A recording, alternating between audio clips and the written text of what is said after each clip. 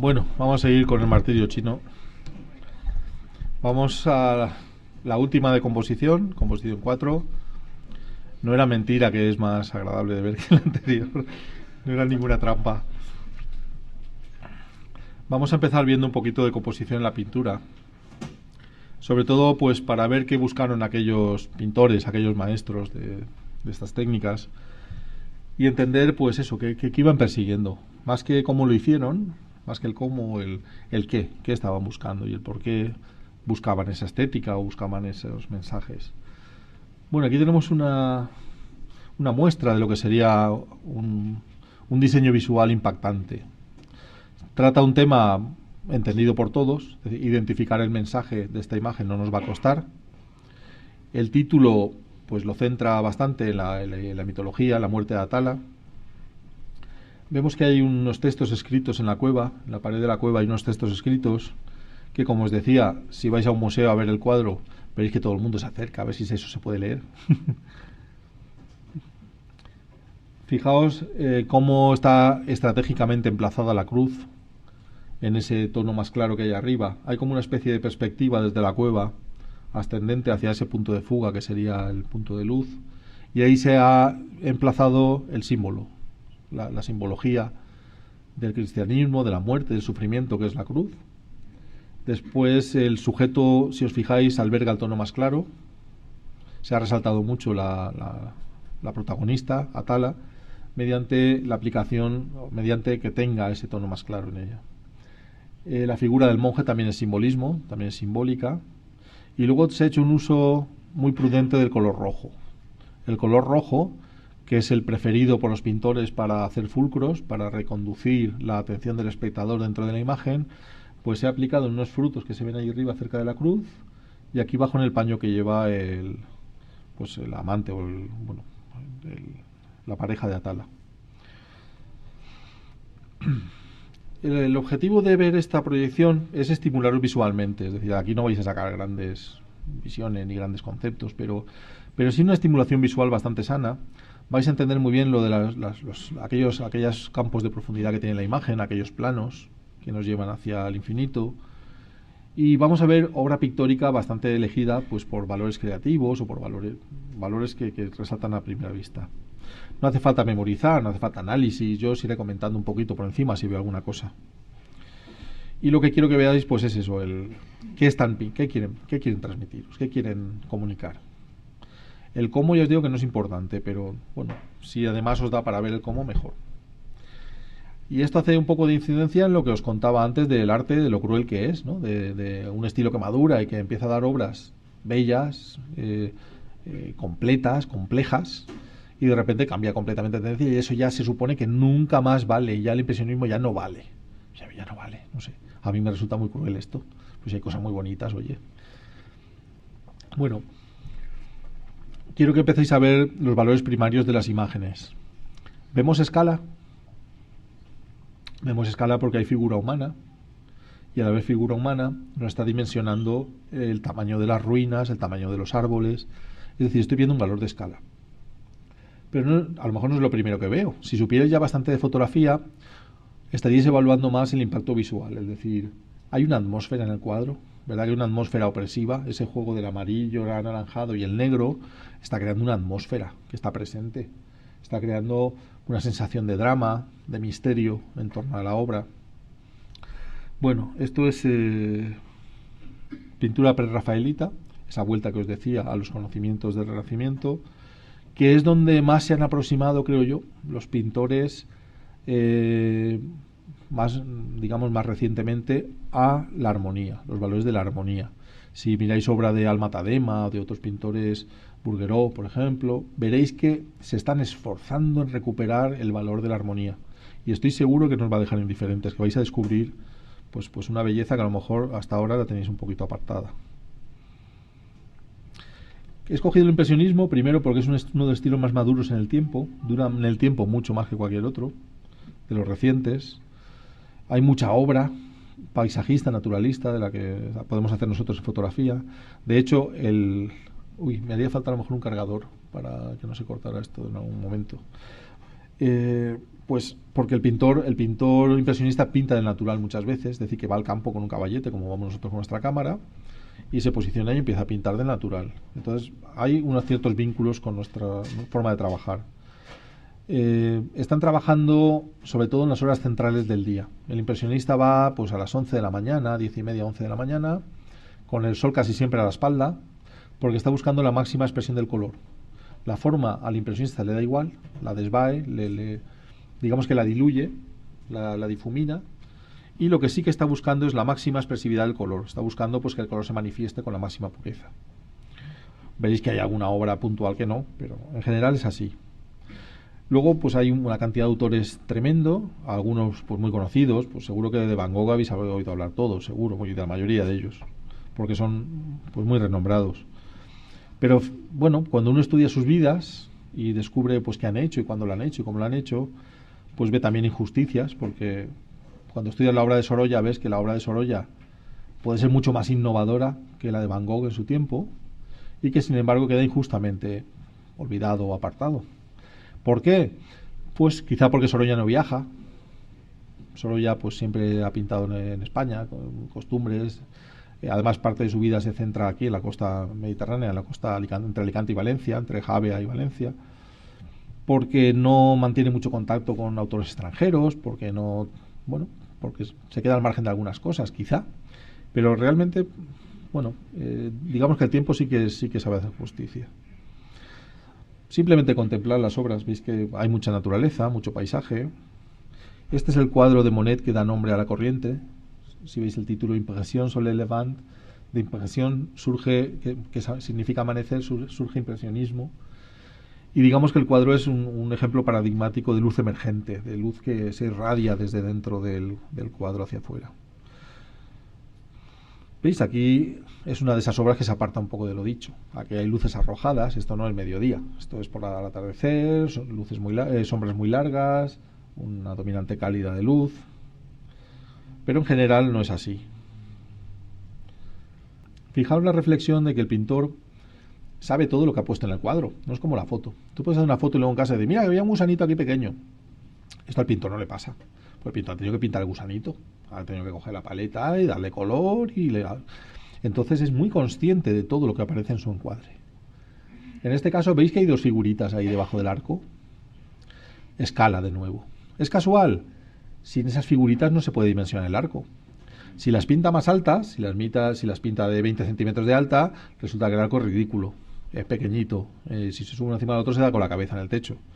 Está dimensionando el paisaje y está ofreciendo un paisaje mucho más amplio a costa de reducir el tamaño humano, la figura humana. Cuanto más pequeña sea el ser humano en el paisaje, más grande es el paisaje. ¿Veis? Esto sí que sería una obra más pintada a mediodía. Está un poquito contrastada además. Digamos que en el cuadro original no hay esos negros. Siempre hay detalle en las sombras y hay muy poquitas sombras porque se pinta casi siempre con el sol a la espalda. Pero bueno, veis pues el posicionamiento de los ejes, de estos dos ejes que marcaría el ciprés lejano o el árbol lejano y este chopo que hay aquí delante, que hacen como una especie de enmarcado a la vez en la imagen. El cielo, en vez de quedar vacío de nubes, este cielo azul que sería, pues tendría mucha presencia visual y no tendría información, pues se ha completado con nubes. Como yo sé que estos cuadros no se hacían en un día, se hacían en varios días, o ha elegido el día de las nubes para completar el cielo, o simplemente ha recreado esas nubes. Bueno, aquí se ve muy claramente lo poco importante que es la forma. Esta foto me la baja muy baja resolución, pero básicamente lo que es el concepto se ve igual. Y a uno se le pisa en una foto y le da un infarto. Y con este tipo de obras pues se sigue apreciando muy bien todo. Pero veis el concepto de primer plano. En este caso es estable, es una línea horizontal, el eje horizontal. Luego los ejes, bueno, hay uno que está casi centrado, que no llega a estar centrado. Pero esto en fotografía, pues ya no podríamos hacer una doble página con este cuadro, por ejemplo. Ya el árbol ese pequeñito que hay ahí, pues se cortaría muy malamente. ¿Veis? Estos son distintos planos de profundidad. El primero con las flores mezcladas, el segundo con el prado y las figuras humanas, y el tercero con el bosque detrás. Y es una composición muy estable, muy lineal, muy basado en líneas horizontales. Aquí vemos más dinamismo. Empezamos ya a crear líneas oblicuas, líneas diagonales. De nuevo la profundidad se gana con el color, la forma está desvaída, Pero esas diagonales lo que están mostrando ya es esa intencionalidad de más dinamismo, de que el cuadro no sea tan estático. Bueno, ya veis, escenas que, además, si os fijáis bien, esos resultados, con la cámara trepidada, se pueden conseguir cosas muy parecidas en fotografía, esas expresiones pictóricas. Esto sería un paradigma de profundidad. Aquí podemos contar hasta 11 planos. Si empezamos con el prado verde, campo de amapolas, casas, árboles, prado siguiente, árboles, prado siguiente, y vemos también esa perspectiva atmosférica, cómo nos informa pues que en la distancia los tonos se aclaran, ¿os acordáis? El contraste disminuye, la definición es menor, y todo esto nos da una información al cerebro de que aquello está pues mucho más lejos y que hay atmósfera por en medio. Bueno, pues ahora llega el momento de darle un poco al cerebro. Es bonito, sí. Vamos a ver más allá del bonito. Y vamos a fijarnos en el horizonte, ¿vale? Venga. ¿Qué le ha pasado a este horizonte? Resulta que Sorolla se fue un día a la playa que estaba todo inclinado. Se ve que ese día la Tierra rotaba más rápido de lo normal. O puso el caballete mal. A lo mejor puso el caballete mal y el tío cogió la regla y dijo, ¿qué pasa aquí? El nivel no da. Ir pensando por qué ese horizonte está inclinado. La explicación, si me la vais a dar uno a uno, iba a ser correcta, que si buscaba dinamismo, que si no sé qué, que si intentaba alinear no sé qué, vale. Pero va a ser el conjunto de ambigüedades el que nos dé la respuesta. Es decir, no es tan fácil como que me contestéis a esta.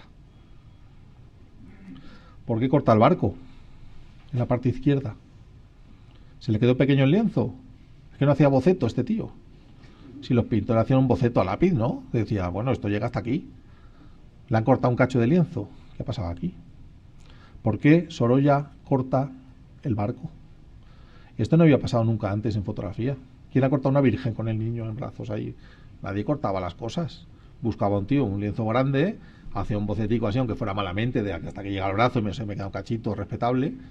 Y ahí nadie cortaba nada. Y de nuevo, esta mano tan extremadamente colocada en el borde y aquel buey cortado, ¿tendrán algo que decir? No lo sé. Bonitos son, los cuadros. Bueno, fíjate qué cuadro más fotográfico. Pero según lo que hemos visto de composición, el camino no saca del encuadre. El camino es un punto de salida brutal del encuadre. En vez de inclinarse hacia allá y meternos hacia el cuadro, nos está sacando del cuadro. No lo podía haber cambiado. No se podía haber puesto en otro sitio, que se viera otra vista con el caminito en horizontal a lo mejor. Estos claroscuros me gustan mucho de Sorolla, porque demuestran que dominaban muchas cosas, como todos los pintores. No necesitaban demostrarlo. Pero bueno, hay algunos que se esfuerzan en demostrarlo. Pintó escenas típicas como la recogida de la uva y cómo hacían las pasas y las empaquetaban para comercializarlas en los riuראus. Fijaos qué bonitas dominantes de color. Aquello que hablábamos de color, de que cuando tu foto se vea en pequeñito, miniatura, por lo menos tenga ese valor, que no sea una foto gris, ahí oscura, triste, ¿no? Que, bueno, pues que tenga ese valor también puede ser interesante. Fijaos en la porción de cielo que tiene la foto de la derecha. No es una porción ridícula de cielo. Cuando Sorolla marca ahí 1,5 centímetros de cielo, no lo podía haber dejado fuera y haber dicho, bueno, pues todo mar, oye, todo mar. O más cielo. ¿Por qué sale tan poquito cielo? Ya vamos sumando cositas ahí. A ver si es que resulta que era más tonto lo que pensamos. No ha cortado el sombrero. Claro, uno va leyendo y dice, pues esto es de sus últimos cuadros, pues habrá quedado ciego. No se quedó ciego. El tío veía hasta el final. Y esa inclinación de las figuras, esta es la pista más grande que vais a encontrar. ¿Veis las figuras inclinadas? ¿Y eso qué es? Pregunto yo, ¿no sería el efecto que tendríamos con un objetivo angular si hiciéramos la foto desde un balconcito? Por eso no sale cielo. Pero el angular no da esa inclinación cuando te subes y haces la foto. Sorolla es el primer pintor que pinta como un fotógrafo. Y su aportación a la pintura son todos los errores y todas las ambigüedades que comete el fotógrafo. En eso basa Sorolla su éxito en un momento en el que la fotografía existe. Pero muy pocos autores, por ejemplo Monet, también lo hace. También corta figuras así que están mirando al borde del cuadro y le cae aquí el corte final, el extremo de la foto, y dices, bueno, ¿y qué pasa? ¿Que no había más cosas para sacar aquí? Pues esto es el lenguaje fotográfico. Esta es nuestra aportación al arte. Cielos que se caen, cachito que no sabemos explicar, manos cortadas, figuras inclinadas. Esto es el lenguaje fotográfico. Si es que es verdad. Es verdad. Claro, yo cuando vi esto, primero me pregunté, el mundo está tonto. O sea, yo he leído de Sorolla libros, bueno, en mi casa puedo tener pilas de libros de Sorolla. Nunca he leído que Sorolla pintara fotos. Pero claramente, vamos, el que piense que no, que nos rebata, que nos diga, que nos ilumine. Porque yo he llegado a esa convicción. Que todo eso son fotos casuales, son instantáneas, que luego descubres, ¡hala, qué poco cielo he dejado! ¡Hostia, le he cortado la mano a mi tía! Si aquí el sombrero, me he cargado el sombrero de la prima Juliana. Pues todo esto es un lenguaje fotográfico. Tampoco saben los investigadores de Sorolla, después de leer 20 libros que ninguno haya dicho, si os fijáis, esto es lo que pasó. ¿Cómo nos vamos a fiar de lo que...? Esa es mi reflexión. ¿De dónde aprendo yo? Si después de leerme 20 libros de Sorolla, pensando un rato sacan más conclusiones que datos que te dan. Bueno, cosas curiosas. Pero vamos, el que piense que no es así, pues que lo reflexione luego, porque que busque fotos en internet y le dé unas cuantas vueltas. Lo que está claro es que Sorolla, el dominio de la luz, el manejo de la luz, del color, de la perspectiva, es fabuloso, asombroso. Quizás si tuviera que pensar en un pintor de la luz mediterránea, sería Sorolla. Fijaos qué ejercicio primario de perspectiva. O sea, que el valor que más nos llama la atención es esa perspectiva, esas líneas que confluyen hacia el fondo, ese tono más claro que recorta la figura. En este caso, el tono más claro no está en la figura principal. Ha servido para recortar al anciano sobre el fondo, para que destaque más que los demás. Bueno, esto ya es para echarse a temblar. Este cuadro es para echarse a temblar. Cuando lo ves en vivo, te puede dar un síndrome de Stendhal. Te puedes caer de rodillas delante del cuadro. El baño de los tullidos o Triste herencia. Yo lo he leído con dos títulos. Si os fijáis, de nuevo volvemos a la carga con esas cosas. ¿Qué ha pasado con el cielo? Se cortan niños. Hay un niño aquí que se ve como un pastelón aquí blanco cortado, muy mal cortado. Pues eso, que es el momento, es el mensaje, me da igual la composición, estoy haciendo como si tuviera una cámara de fotos y cometo esos errores, pues casi infantiles en composición, que a un pintor le debían dar risa, porque un pintor que traza esa raya ahí dice, claro, no es como un fotógrafo, él sí que se está dando cuenta dónde está poniendo el cielo. Este es el cuadro que cambia un poco la obra de Sorolla, después de haber ganado todo lo que se podía ganar en concursos, en premios, en certámenes. Y yo creo que se hace un Sorolla más reflexivo, más a su aire, más libre de presiones y de tener que responder ante su obra, y pinta más libremente, ¿no? Bueno, es un claroscuro que roza casi el tenebrismo de Caravaggio, que lleva, digamos, la paleta al extremo.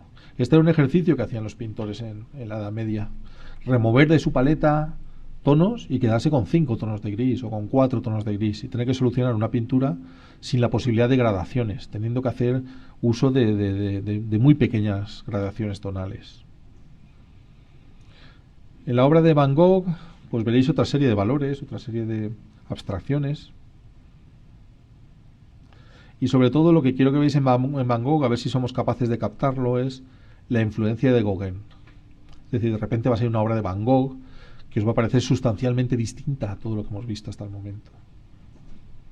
Bueno, ya vemos también esta composición en diagonales que se van nivelando hacia el horizonte, pero veis que es el color, el que está marcando aquí las distancias es el color.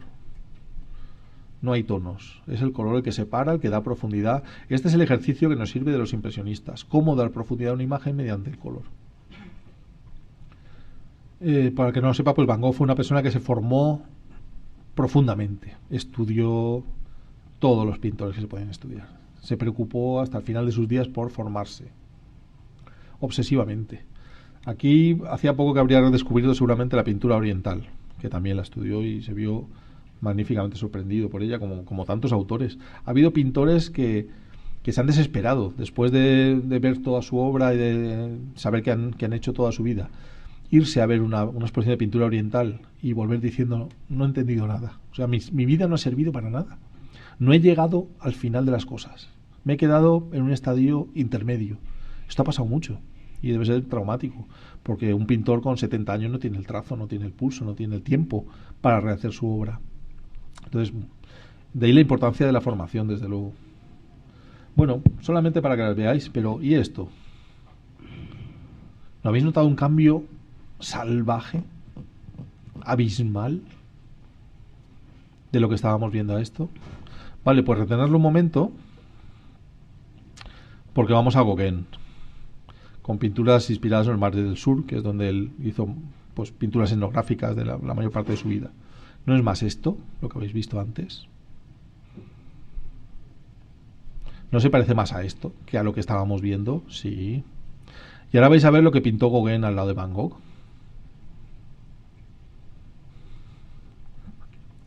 No hay salto de esto a esto. El que lo vea a multiópticas. Esto es Van Gogh, pintado por Gauguin, cuando pintaban juntos en Arles, cuando querían fundar allí una escuela de arte internacional. Que nos ha quedado de herencia, pues esa. Sí. Una pregunta por internet. Lorenzo Flores Rodríguez pregunta qué es el fulcro en pintura. El fulcro en pintura es... Fulcro es una palabra castellana que cuando yo la leí en inglés, que es fulcrum, pensé que, bueno, pues que claro, que esto en castellano no existe. Esto se lo han inventado los extranjeros.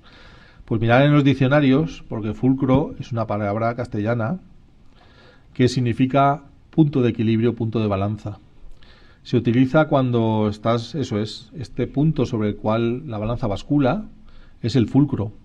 Y es lo que permite cerrar una composición abierta. Es decir, una vez que recorres una composición, pues imaginaos que fuera como una espiral, y cuando encuentres el punto de salida, de repente hay unos frutitos rojos, un detallito que apunta otra vez hacia el inicio de la espiral.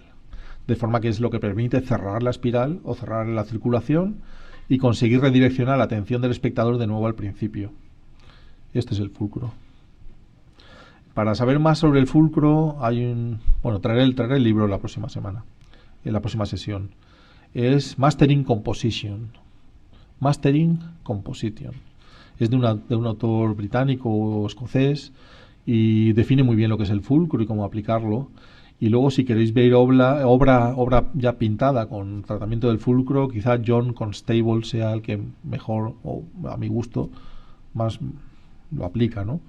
Hay un cuadro que es una carreta en un molino, hay un molino, una carreta que está cruzando el río, y bueno, pues cuando sales ya descubres que hay una prenda roja y encima el burrito que dice, y esto tan pequeñito, y otra vez brillantes. Bueno, Renoir y esos efectos temblorosos de movimiento que podemos conseguir con la cámara también, muy sugerentes. Fijaos que yo nunca he sacado una persona en mis fotos de paisaje, nunca. Claro, cuando piensas en la escala, pues claro, no he dimensionado ninguno de mis paisajes.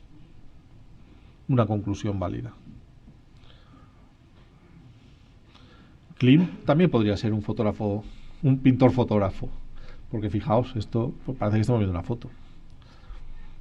O esta profundidad hecha con teleobjetivo, esto es lo que veríamos por unos prismáticos, por un telescopio, por un 300 milímetros. Está comprimiendo la perspectiva y consiguiendo profundidad con el uso del tono y del color. Y esto ya es maravilloso, esto ya es increíble. Increíble. Esto es dimensionar un gran paisaje con dos manchas, que es el cielo y la arena, y unas figuritas pequeñitas ahí que podría haber pintado un niño, porque si os fijáis en las formas de los barcos de las personas, son mosquitas, son figuritas ahí. ¿Pero qué ha hecho? Pues nos ha mostrado pues 1 kilómetro de playa. Nos ha podido dimensionar un paisaje enorme solamente con unas manchitas negras. Tú quitas el negro de la foto y desaparecen los barcos, desaparecen las personas y no saben lo que estás viendo. Puede ser una mancha de café en un mantel.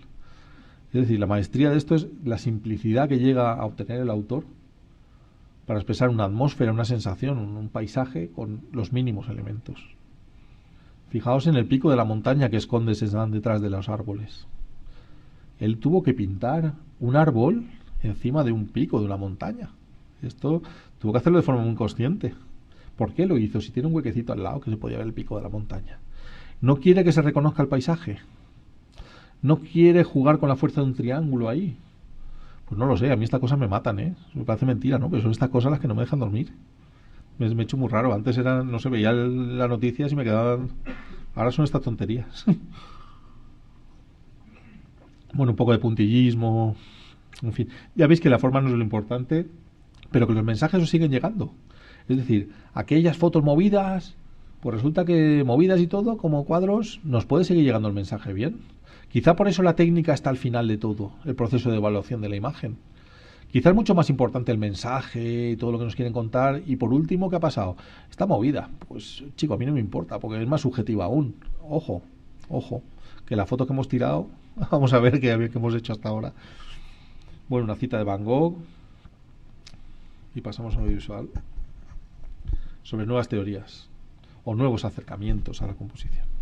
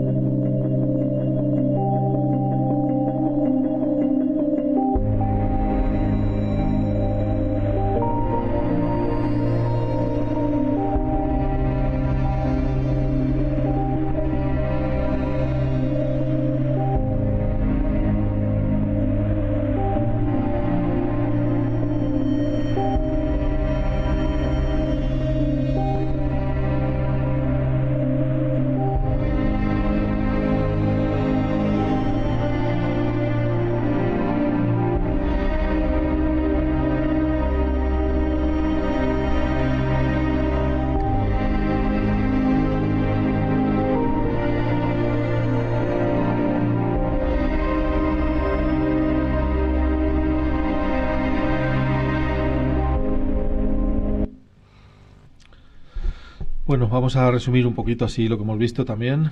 Me gusta comentar algo porque pasa todo tan rápido que parece que no tenga importancia y tiene mucha. Esas teorías aditivas y sustractivas, casi siempre en mis cursos, esto es una anécdota que me gusta contar. Yo fui a un curso de Tino Soriano hace muchos años, en Zara de la Sierra. Yo iba de ponente, pero bueno, él daba un curso y digo, pues me meto aquí también. Y le voy a decir, cuando una foto no funciona, tienes que añadir algo. Es que le falta algo. Entonces, pues busca una persona que lleve un chándal rojo, que se ponga por allí y tal. Y aquello me chocó mucho, porque luego estudiando composición hay otra teoría completamente opuesta, que es la teoría sustractiva. Es posible que tu foto le sobre muchas cosas y por eso no funciona, porque es demasiado compleja. Y a lo mejor con 2 elementos en vez de 8 iría mejor. El caso es que hace poco también, de conferenciante continuo, le oí decir, hay que buscar la simplicidad. Si algo no está bien en la foto es porque te sobran cosas. Digo, hombre, no me jodas que lo he puesto en el libro ya, estas cosas. Y el ejemplo eras tú. Y, bueno, yo me he dado cuenta que a veces, en fin, que hay teorías que dicen que hay que añadir y hay teorías que dicen que hay que restar y según la evolución del autor, en unos momentos podéis ver unas cosas y en otros otras. Luego también el diagrama en Z puede ser confuso, ese modelo de lectura de la imagen, porque es solamente para mosaicos y texturas, es decir, no es para esquemas de sujeto-fondo, es solamente para fotos muy abstractas en las que nada resalta especialmente, y entonces la vemos igual que leemos por comodidad. Pero una foto normal, ya hablamos que tenemos una preferencia por evaluar primero el primer plano. La foto siempre se evalúa de abajo hacia arriba, siempre. Porque lo que hay abajo nos queda más cerca. Es lo que tenemos más próximo. Ahí esperamos nitidez, esperamos definición, esperamos que haya un sujeto importante. Y luego ya ascendemos hacia el eje que está en el fondo. Tenemos el tema del ratio del rostro, que lo hemos visto ya 2 veces, una con animal y otra con persona. Ya veis que connotaciones más distintas de ver una persona, la figura entera, a ver medio cuerpo, a ver un plano de rodillas, por ejemplo, cortando por las rodillas o cortando por la cintura, o ya solamente ver el busto. Cambia mucho de ver solamente la cabeza de una persona, que tiene más, vemos los ojos mucho más grandes y tiene unas connotaciones más intelectuales, más de personalidad. Mientras que cuando vemos el físico, el cuerpo, pues estamos viendo, pues oye, pues si tiene la espalda ancha, o en el caso de las mujeres, las curvas, no sé, tenemos otra percepción distinta que es más física, más sexual que no mental. Bueno, y quizá resaltar sobre todo con mucho valor la teoría de los edges. Es una teoría que me acuerdo cuando me la contaba es de Neil Benby, el autor es Neil Benby, que ha estado aquí de conferenciante, y andaba yo acabando el libro de composición cuando se me ocurrió llamarle por teléfono y decirle, oye, cuéntame tu cosa de composición. Ah, pues mira, yo me centro en esto. Esto me ayuda mucho a encontrar las composiciones. Y cuando me lo contó no me lo podía creer. Digo, pero esto no puede ser, tío. Has inventado algo. Es la primera vez en la historia de la humanidad que alguien hace unas teorías animistas sobre composición. Es decir, no son palitos y flechitas y puñetitas, no. Hay una concepción animista en dónde está el cambio, dónde está la foto, dónde se esconde la composición. Bueno, a mí me pareció increíble. Total que, bueno, le invité, vino a mi casa a hacer fotos y tal, y de paso me contó más sobre su teoría de los edges. Aquí hemos visto los edges geográficos, es decir, dónde acaba un hábitat y empieza otro, dónde acaba el llano y empieza el bosque, dónde acaba el cantil y empieza la montaña, dónde acaba la arena y empieza el mar. Ahí está la foto. Y eso lo han demostrado muchísimos cursos de estos que te ponen en presión, ¿no? Que dicen, ah, venga, sale a la foto. Y yo digo, mío, aquí no hay foto. Y entonces piensa mi amigo Nilbenbi, a ver, ¿dónde está el río? Allí, en la orilla del río tiene que estar la foto. Efectivamente, un río tiene perspectiva, cambio de dinámico a estático, de todo. Hay líneas, hay elementos, hay cambios. Los límites del tiempo, los edges del tiempo, las estaciones, el día, amanecer, atardecer, que es cuando se producen los cambios de luz más bruscos, tanto en color como en dirección, como en intensidad. Ahí es donde salimos a buscar las fotos. ¿Por qué? Por ese cambio que se va a producir. Digamos que se condensa todo el día ahí. Y del ser. ¿Cuántas veces fotografiamos niños o cachorritos? Nos llama la atención los pajaritos pequeñitos. Y los muy viejos. ¿Cuántas fotos hemos visto de la India, de los viejos estos arrugados, desdentados, cada cual más viejo, más feo? ¿Por qué no nos llama la atención un ser humano medio? Es que no nos llama la atención. Y ni en animales tampoco. Un león con la melena medio ahí, pues no. O buscamos al mar abuelo y no cicatrices ahí hecho polvo, o un bebé. Pero en la mitad casi nunca nos quedamos. Bueno, seguimos un poquillo, ya estamos en la recta final del programa.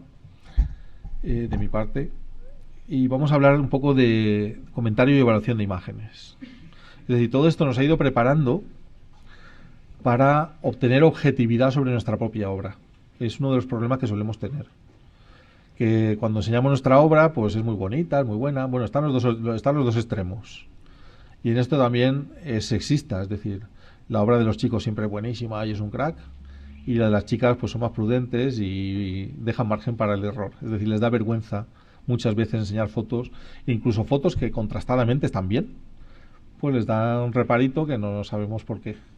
El caso es que la objetividad es necesaria para unos y para otros. Es decir, para ellas, para que no piensen que están haciendo ahí cosas que no valen cuando ya tienen un nivel excelente, y para ellos, para que no se echen de más y se estén engañando a sí mismos. Soy un crack, sí, pero no me piden exposiciones. ¿Por qué será? Pues porque a lo mejor eres un crack para ti solo y para tu abuela. El caso es que, como os decía, todos estos conocimientos lo que nos pueden permitir ahora pues es ver las imágenes con otros ojos y evaluarlas de otra forma. No solamente ver, pues, mira el pajarito, qué difícil, yo este pajarito lo he buscado y tal. Hay más cosas en la foto que ver. Esto es algo que debemos hacer los jueces en fotografía de forma muy rápida. Muy rápida. Hay concursos como el Wildlife Photographer que te veis 28.000 fotos en un fin de semana. Esto significa que el tiempo por foto que no se detiene, que tú no paras, es de décimas de segundo o de un segundo, como mucho. Es decir, que es impulsivo el decir sí o no, funciona o no funciona, de forma primaria. Por supuesto, si te quedan dudas, puedes parar y puedes reflexionar, pero claro, si lo haces en las 5 primeras, todo el mundo te mira ya como diciendo, de aquí no salimos. Claro, entonces unas sí y otras no, pero tienes que tener cierta agilidad. Por suerte, hay muchas calificaciones que no hay un tiempo establecido y cada jurado decide cuánto tiempo dedica a evaluar la foto que aparece. No hay mucho escrito sobre este tema, no hay mucho. Por más que he buscado, no he encontrado casi nada. Más que en las calificaciones de FEFI, que sí que me ha servido mucho cómo lo hacen ellos. Y el ver a lo largo de Europa, pues cómo lo hacen en Alemania, cómo lo hacen los finlandeses, cómo lo hacen los escoceses, cómo lo hacen los ingleses, cómo lo hacen los portugueses. Bueno, he puesto una cita de Javier Marzal en su libro Cómo se lee una fotografía, que habla que en el lenguaje fotográfico no hay un alfabeto claro, visual. Que la foto es un conjunto, que no se puede delimitar, que es imposible y que o lo ves como una totalidad o no hay manera. Bueno, pues no es exactamente lo que yo opino, me parece bien, me parece bien. Es decir, la fotografía es cierto que tiene algo holista, algo totalitario, algo pues gestáltico, que cuando lo ves te transmite pues de un vistazo los valores. Es lo que hemos visto en el principio de superioridad pictórica. En muy poco tiempo tú eres capaz de ver un mensaje muy complejo y asimilarlo. Pero es cierto que si no existiera composición, si no existiera el lenguaje visual, no habría mejora en las imágenes. Es decir, que si solo la imagen es un todo, con su mensaje ahí metido y la composición no pesa, yo no estoy de acuerdo. Es decir, ¿qué estamos peleando aquí? Estamos peleando que hay unas imágenes que te impactan y te llenan y otras que no. Y no solo es el mensaje. A veces hemos visto una foto que es un reflejito, ahí, cualquier cosa simple y mínima, y te impacta. Así que yo no estoy del todo de acuerdo. Es decir, es cierto que la apreciación debe ser global, pero luego nos fijamos en cosas y estamos viendo detalles, y estamos viendo enfoque, y estamos viendo otras cosas. Así que yo creo que elementos, eje, distribución espacial, movimiento, todo lo que estamos viendo existe y se aplica. Y cuando se aplica, porque yo lo he aplicado en alguna fase de aprendizaje, lo he aplicado como receta y me ha funcionado. Yo he tenido imágenes premiadas, imágenes valoradas, es decir, que funciona. Has tocado un tema que, bueno, a mí desde luego pienso mucho sobre eso, sobre el mensaje y el lenguaje visual, el mensaje. Y claro, no siempre es, si hablamos de lenguaje, de mensaje, de código, de emisor, de receptor, no siempre es fácil entenderlo. Y desde luego no estamos en la mente del autor. Entonces tampoco sabemos qué es lo que quiere transmitir. Pero yo creo que puede haber un mensaje en cualquier fotografía. Yo creo que sí que puede haberlo. Sí, que no existe una identidad entre lo que pienso y lo que piensa el autor de la fotografía, pues a lo mejor existe esa disonancia, ¿no? En efecto, pero muy probablemente. Sí. El mensaje estético casi siempre existe, o el mensaje de momento, siempre hay un mensaje. El de qué va la foto siempre está. Pues es la admiración del fotógrafo por la naturaleza. Pues oye, pues también es válido. Con respecto a esa segunda parte, a esa apreciación, a ver cómo me expreso.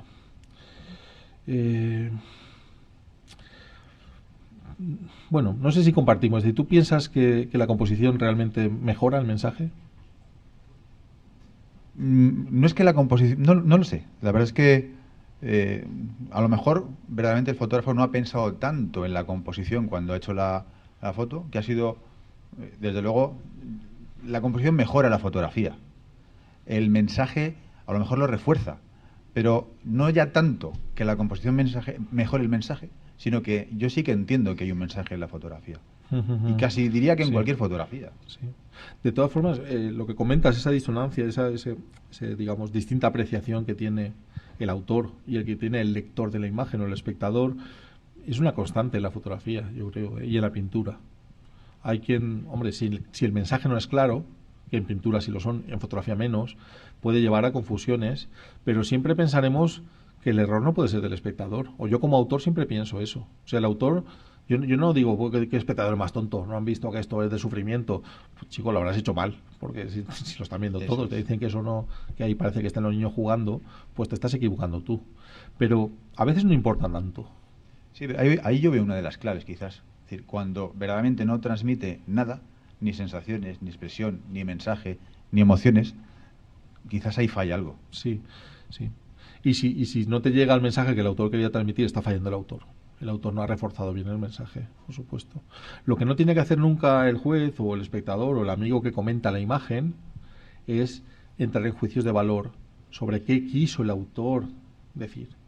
Aquí no hay que entrar nunca, esto es el terreno prohibido. Siempre, no sé qué, podemos fallar y nos pueden apedrear.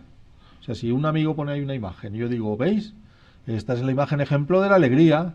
Y pues es cuando murió mi abuela. Me cago en. O sea, ¿a qué me meto yo a explicar la foto de otro? El qué quiso decir. Yo sí puedo entrar en la subjetividad y decir, esta foto a mí me sugiere la alegría. Pues es del entierro de mi abuela. Pues no te has expresado bien, chato. ¿Y quién me va a decir a mí que estoy en un error? Si es lo que a mí me transmite la imagen. Eso es terreno seguro. Yo pienso, a mí me transmite, yo creo, pero decir, no, aquí lo que quería este hombre es, uy, qué peligro tiene esto. Vamos a ver, yo es que creo que el campo de lo subjetivo aquí es absolutamente fundamental, porque ¿cuántas veces en pintura un pintor ha querido expresar algo que el espectador para nada comprende? En fotografía puede pasar lo mismo. Es que no, yo creo que estamos queriendo ser demasiado objetivos en decir, bueno, el fotógrafo tiene que expresar una cosa y yo tengo que captar exactamente lo que quiero captar, y el fotógrafo tiene que hacerme captar lo que yo quiero captar. No sé si me explico. Perfectamente. Yo creo que lo subjetivo, igual que en la obra pictórica, debe pasar en la obra fotográfica. Sí. O sea, Sí. no. Es decir, hay obras muy bien delimitadas por contexto, por título y por concepto, y la ves y sabes de qué va, pues están martirizando a San Esteban. Pues hombre, esto es un drama. Nadie va a decir que es cómico. Pero hay otras obras y otros autores que digamos que dejan abierta margen para que el espectador imagine. Y entonces se deje transmitir, se deje seducir, piense que es un sueño de tal, o una visión de la infancia, y entonces, bueno, pues te deja margen para que tú opines. A eso me refiero, que yo no estoy totalmente de acuerdo en que, oye, el fotógrafo, pues mira, te has expresado mal, o no has captado bien lo que querías captar. No, yo creo que puede estar equivocado el espectador y el fotógrafo no estar equivocado. Yo como es que autor el sí fotógrafo a lo mejor ha tenido una sensación. Yo creo que el campo de la subjetividad aquí es fundamental. Sí. Y como en la pintura, es que es exactamente igual que en la pintura. Sí, pero a mí me preocuparía que si he querido, no sé, imagínate que tú eres Picasso y me enseñas el Guernica y te digo, ay, qué tranquilidad. Hostia, están muriendo ahí miles de seres vivos, tú, hay caballos despedazados volando por los aires. Sí, en parte. Entonces me ahí, preocuparía, sí. diría, joder, no conecto yo con mi público. Sí, estoy de acuerdo. Sí, el que cada uno pueda evidentemente, sacar su impresión, esto es muy bonito. Hay Sí. fotos que quedan abiertas, incluso por título, que juegan ahí en el campo de nadie, para que tú puedas también No, aportar. además, yo creo que hay obra pictórica, igual que habrá obra fotográfica. Sé menos en eso, evidentemente tú sabrás muchísimo más, que yo creo que lo que abre es ese campo a la interpretación del propio espectador. En la obra pictórica, tú también lo sabes perfectamente, hay autores que lo que abren es su obra al debate. Eso es. precisamente. Eso. Fíjate precisamente el último punto. Expresar con subjetividad clara sus opiniones. Es decir, no hacer dogmas de lo que tenemos que hacer es expresarnos siempre. No, no, no. Esto no es así. Cada uno que haga lo que quiera. O sea, de hecho, lo más difícil de exponer composición es intentar no influenciar a todo el mundo a que todos hagamos lo mismo.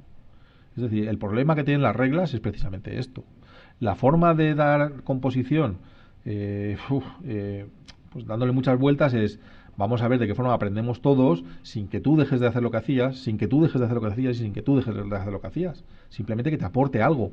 Pero como defendamos cosas así de dogmáticas, acabaremos todos haciendo lo mismo y empobreciendo la fotografía. Quiero comentar una cosa sobre esto que viene al caso. Diferenciar entre lo que sería el arte subjetivo y el arte objetivo, que es algo que creo que se nos escapa. Yo lo leí de un tal Gurdjieff por ahí que decía que había una cosa que era el arte objetivo, pero que ya no existía, que hoy en día no hay nadie que sea artista. Esto es una cosa como muy radical, ¿no? Entonces este arte objetivo se refería pues a otro tipo de arte.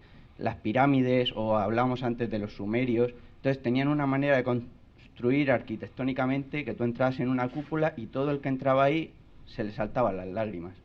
Entonces eso es como llegar a una objetividad, pero el problema es que yo creo que estamos muy perdidos. O sea, aquí la composición es fundamental, pero no la controlamos. Creo que aquí estamos dando 4 bocetos, pero que esto es una cosa, como tú dices, de 15, 20 años y hasta el final de tus días.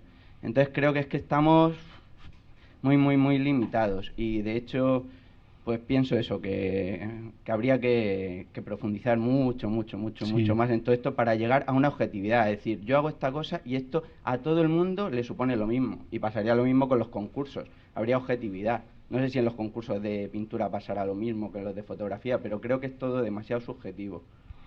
Bueno, hay cosas que comparto. Y mi pregunta es si en qué momento perdimos el conocimiento, porque había mucho conocimiento sobre arte, sobre pintura, sobre composición, y ahora nos toca rescatarlo con pinzas de aquí. Hace 4 o 5 años, cuando estaba yo estudiando estas cosas, de la sección áurea no podías hablar. Nadie había oído hablar de la sección áurea. Curioso. De ejes no se podía hablar. Y bueno, y del espacio era Battlestar Galactica y cosas de estas, porque no había más. Ni siquiera podías hablar de composición, porque era todo técnica, qué objetivo da más. Entonces, en algún momento hemos perdido ese conocimiento y lo hemos tenido que rescatar muy malamente, y seguro que en el camino han quedado de cosas tremendas.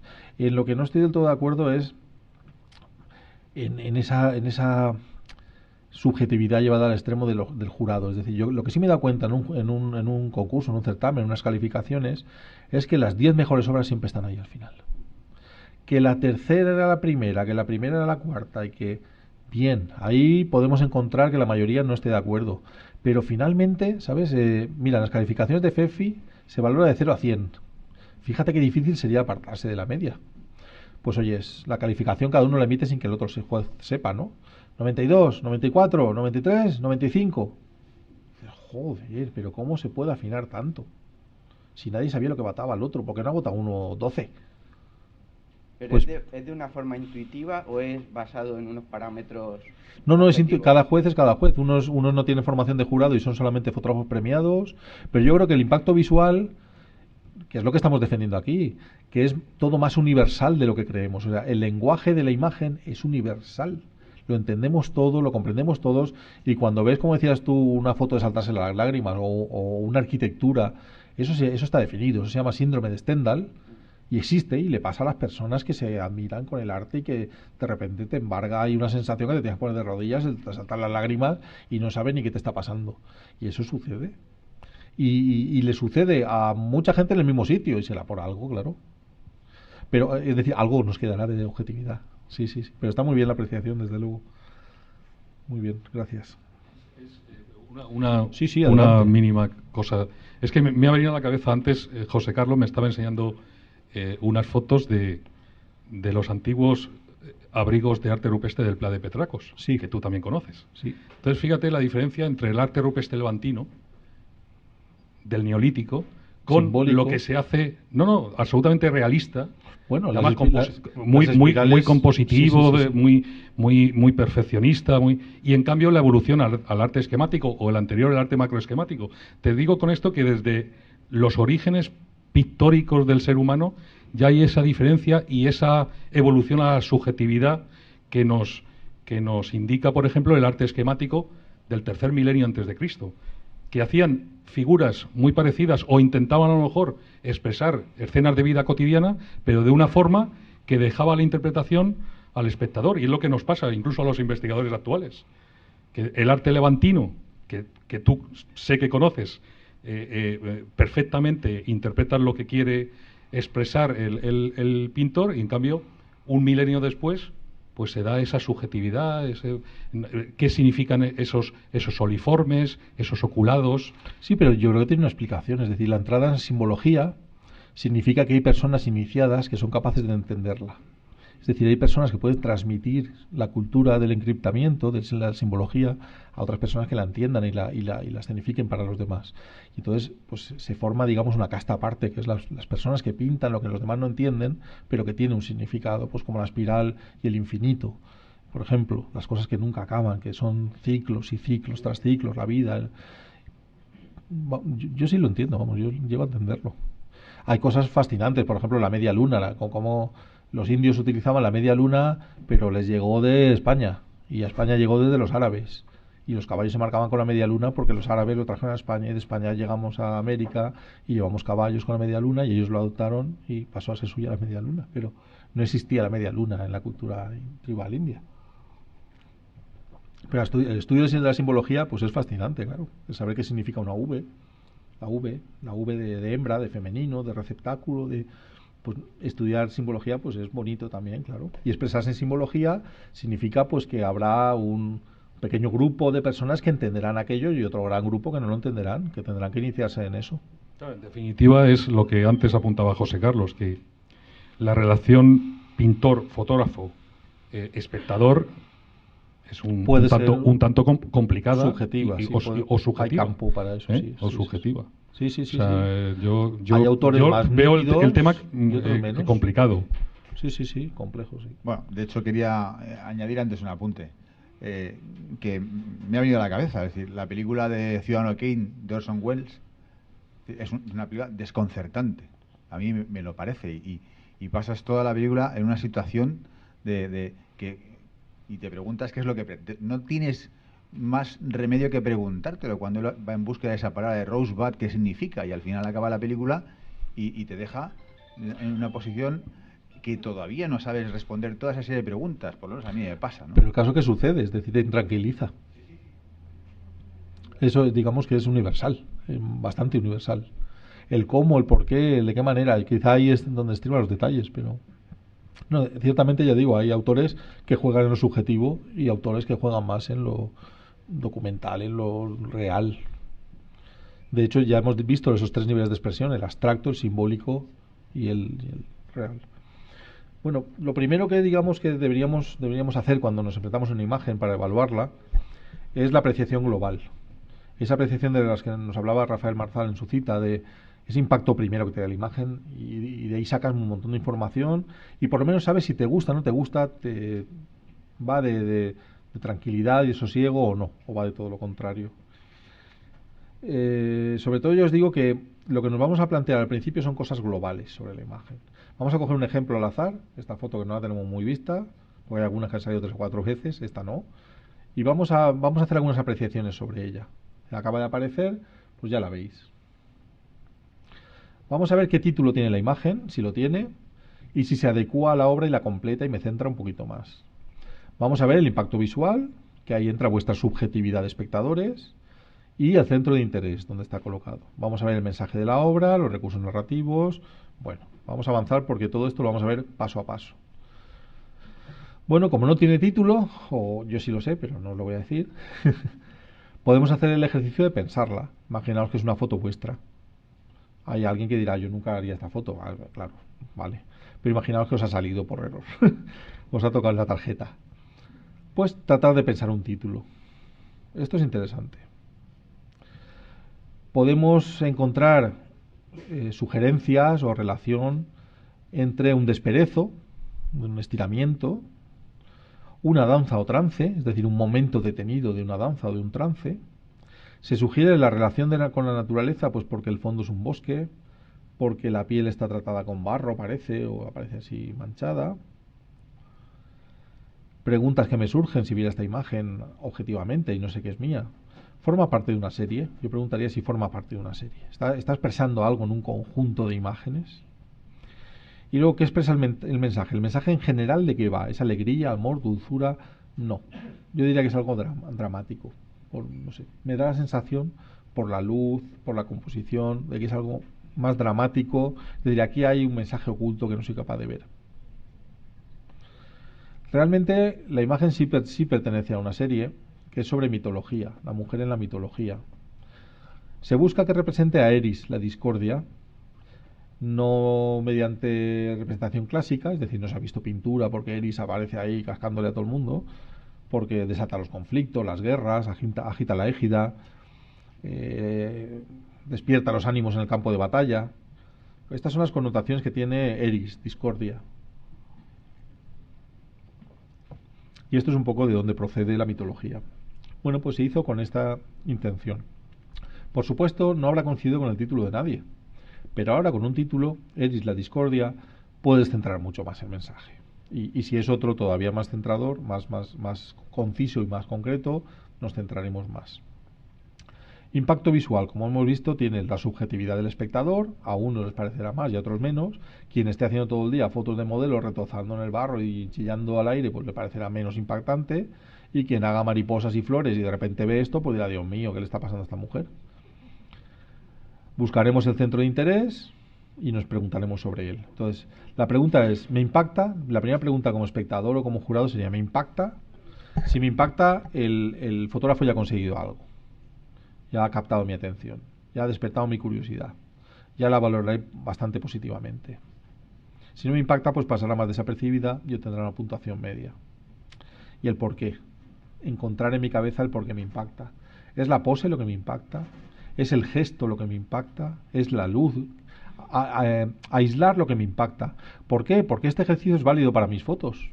Cuando yo salga a hacer fotos, sabré lo que me impacta en mi encuadre también. Podré hacer esa valoración objetiva ya sabiendo lo que me gusta a mí. Digamos que también me permite descubrirme yo a mí qué me gusta y qué no me gusta.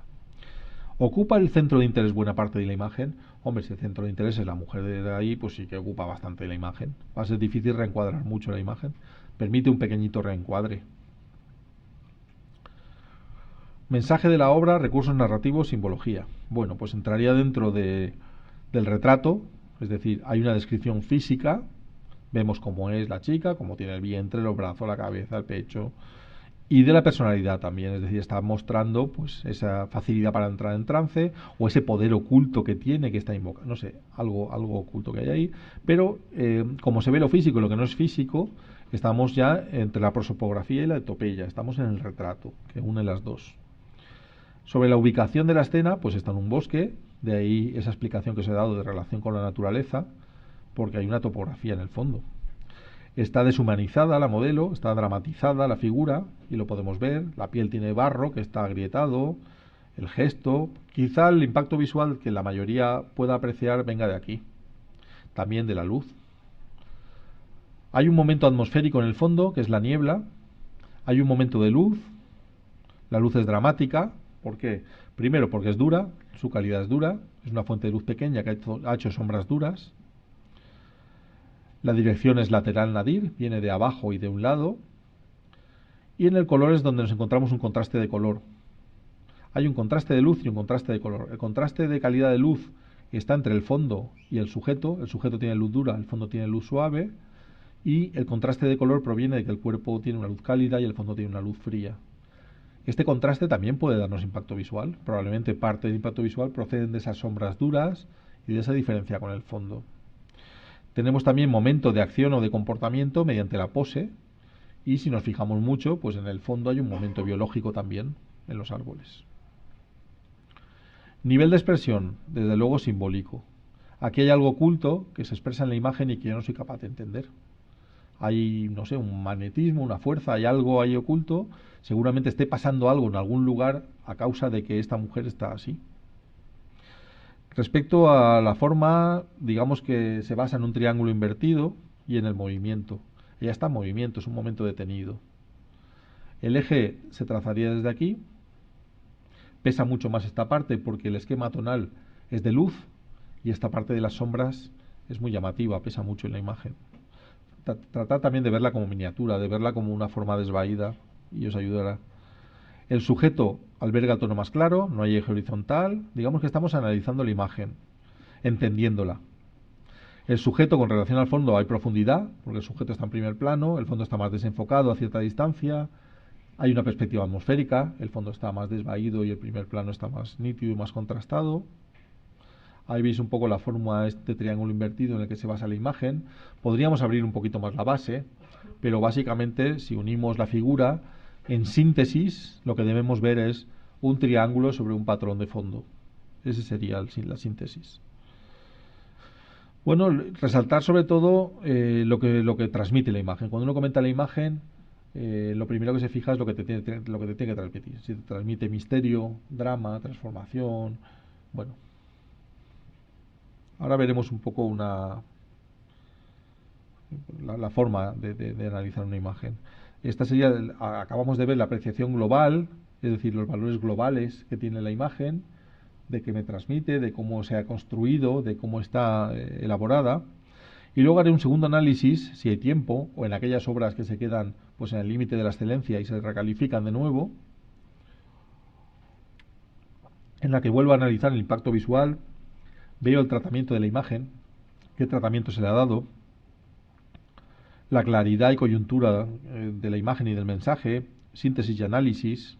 Aquí con tiempo lo podemos hacer. Imprecisiones y ambigüedades, acabado, ruido, qué podemos mejorar, y finalmente la presentación.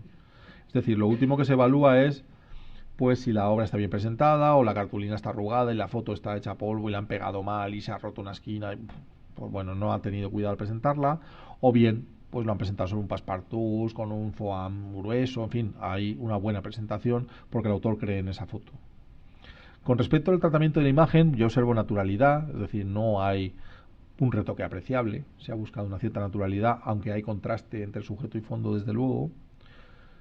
Yo sospecharía que el fondo es artificial por esa diferencia de luz, aunque uno se puede llevar un flash al campo perfectamente, pero yo sé que el fondo es artificial porque lo he hecho yo. Y veo, eso sí, lo veréis todos, discordancia de luz entre el sujeto y el fondo. Esto es importante que lo veáis. Hay discordancia de luz, no es la misma luz la del sujeto que la del fondo. Con respecto a la claridad del mensaje, pues es un mensaje confuso que deja libertad a la interpretación, por lo que estábamos hablando ahora mismo con José Carlos y con Chema. Es decir, en este caso, nuestro mensaje no está claramente definido y podemos dejar que sea así, es decir, que el espectador sea el que le ponga el matiz. Claro, es la discordia y está maquinando que va a hacer la guerra de Troya. Pues bueno, pues no, le duele la espalda y necesita un masaje. Bueno, pues es otra lectura. Bien, y sí que entraría, yo cuando veo esta imagen sí que diría que es una fotografía preconcebida. Es decir, uno no va por el campo y se encuentra una señora que sale llena de barro desnuda en el bosque. Bueno, y finalmente, veis que se repetimos algunas frases como que es un triángulo invertido, pero bueno, la figura se recorta muy bien sobre el fondo, la figura no es confusa, hay una buena relación sujeto-fondo, no hay solapamiento en la pose, es decir, cuando ella estira la mano no se tapa la cara o no se solapa, es una pose limpia, bien recortada sobre fondo,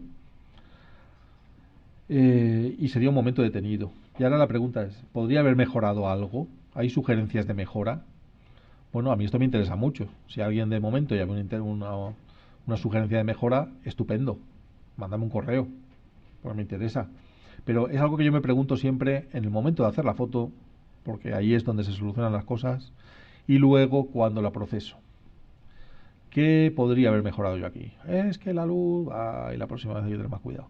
Aquí es donde realmente estás aprendiendo a tener precisión, a cuáles son tus errores más repetitivos. Es que lo das todo por hecho muy pronto. Carlos Sainz, no apagues el coche antes de llegar a la meta, que luego no arranca. Esas cosas se ven ahí, en el procesado de la imagen. A la hora de puntuarla, esto es importante. Hay imprecisiones o ambigüedades graves. Aquí sí que la subjetividad juega un gran papel. Oye, a mí no me mola que el tío me deje el mensaje abierto. A mí que me diga que esto es la guerra o el hambre, o que me lo digan. Bueno, pues a lo mejor es un problema para ti.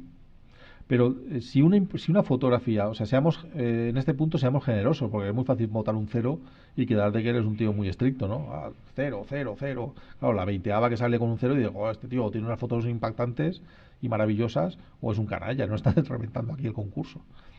Yo casi siempre soy generoso en mi valoración. Si no hay imprecisiones o ambigüedades graves, pues la foto ya es decente, oiga. La foto ya es considerable. Si no soy capaz de ver problemas en la imagen, bueno, pues la foto ya está bien considerada. Para mí ya tiene un 60 o un 70 seguro. Y luego, pues con respecto al acabado, por ejemplo, la imagen puede tener ruido, que sería una deficiencia técnica, o no estar perfectamente definida. Pero esto, en el esquema global de valoración, son gravedades pequeñitas. O sea, una foto no puede pasar de 60, de no tener ninguna apreciación grave en cuanto a composición y mensaje, pues a tener un 12, porque tiene ruido en los negros y los negros es el pelo que ocupa un 2% en la foto. O sea, hay que ser muy consecuente de qué es lo que penaliza y qué es lo que puntúa. Y luego pues se puede hacer sugerencias de tratamiento retoque. Pues esto con el filtro drag en ese quedaría espectacular. Pues yo no lo sé. Pues cada uno pues sería su propio jurado que lo piense. Bueno, todo esto se puede hacer de forma muy rápida e intuitiva, pero no hay una guía para el juez, que es lo que yo me encontré cuando fui designado juez especialista. Dije, ¿y ahora de dónde aprendo yo? Si no hay de dónde. Entonces, bueno, pues el hacer un protocolo ayuda a que te des cuenta de qué es lo importante y que te des cuenta que hay un eje y dónde lo ha posicionado, y si ha apostado por la armonía, en que la forma es redondeada, en que hay simetría, pero luego no hay centramiento y la luz es dura, pues este señor no sabe lo que es la armonía, obviamente, esta señora. Entonces, pensar un poco dónde están las limitaciones del autor. Claro, los procesos que os comentaba de síntesis y análisis, el reducir la imagen a los mínimos elementos y el explorarla parte por parte, nos va a dar esas mejoras, esa objetividad a la hora de valorar. Las virtudes globales pesan mucho y lo que hay que valorar es si las ambigüedades o imprecisiones pues le van a restar mucho. Para mí, la forma de hacerlo bien es impacto visual, primero, me impacta, me llama la atención. Sí, bien, ya tenemos una buena puntuación para la imagen. Hay un mensaje, hombre, hay un mensaje potente, que es pues la desigualdad social. Bueno, pues me parece un mensaje potente. Hay momento, pues sí, porque es un tío que desquiciado porque es pobre, se ha tirado del edificio y está cayendo de cabeza sobre el asfalto. Me cachis. Pues eso sí que es un momento fuerte. Composición. ¿Está todo más o menos acorde? Hombre, pues sí. Pues bien. O no. Resulta que aquí pues se puede hacer un poco mejor. Bueno, teniendo un mensaje tan fuerte y un momento tan fuerte, va a pesar poco la composición aquí. Valoraría la técnica como cosa que hay que valorar y el acabado y presentación. Y finalmente, en el momento final de reflexión, antes de poner los puntos, pensaría, ¿es original? Joder, yo nunca he visto nada así. Esto hay que subirlo. Si es muy original, el tío se la ha currado.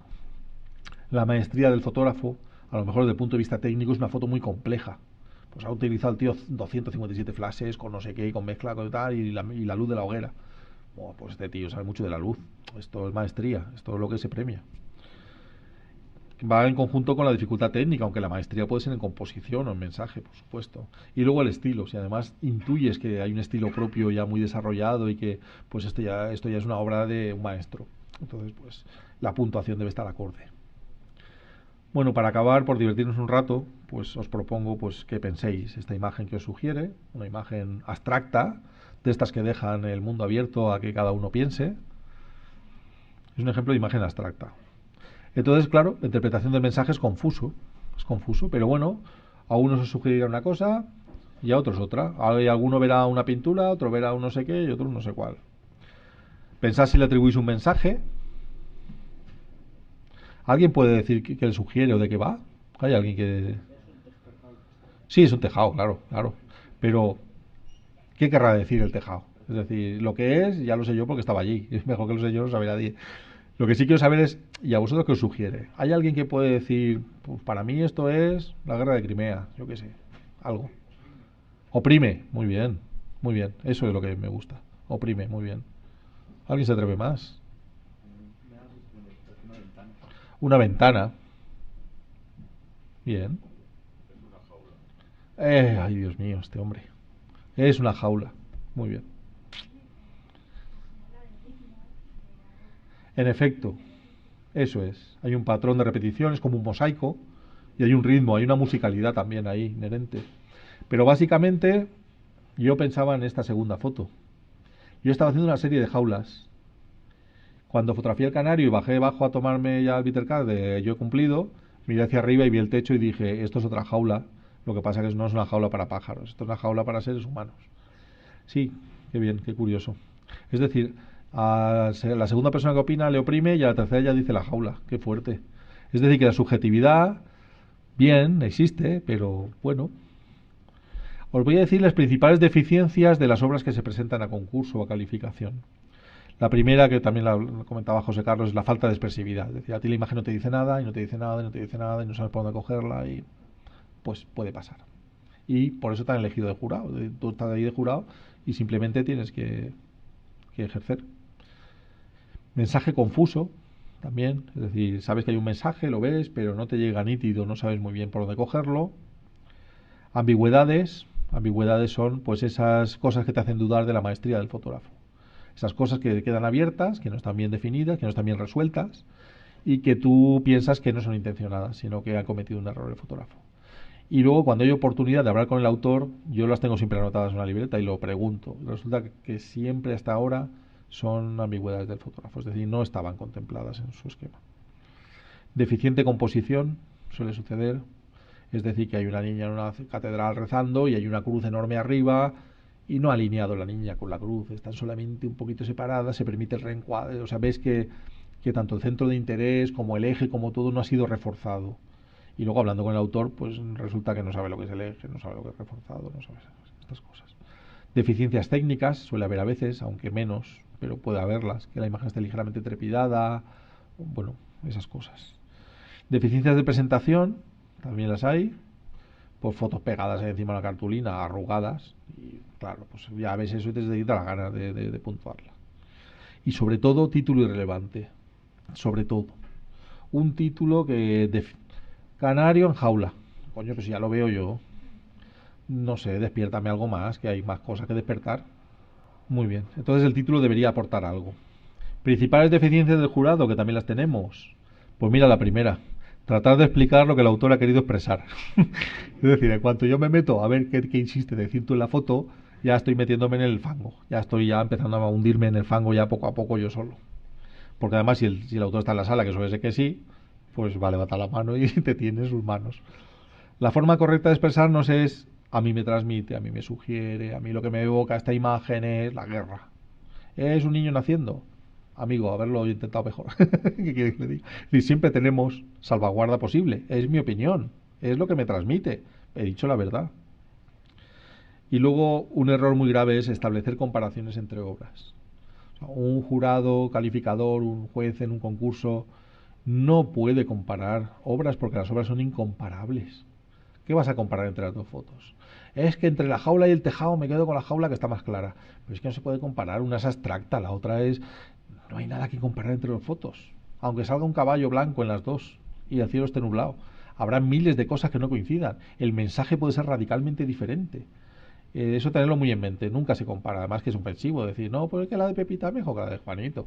Pues para ti... ¿Cómo que es mejor? ¿Que te habrá gustado más a ti? Pero es que no es lícito comparar, no es lícito. Cada obra merece su respeto, su tiempo de observación y sus valoraciones independientemente. Bueno, pues ya veis, ejercicios en primer lugar de aislamiento, trabajando el tema de las jaulas de la libertad, con este gato de piedra tan apropiado. Y después, en una imagen muy estática, de esto que veis que faltan valores por todos lados, pues esforzándonos con el color y con el movimiento, buscando darle valores donde no los había, donde solo el autor intenta solucionar.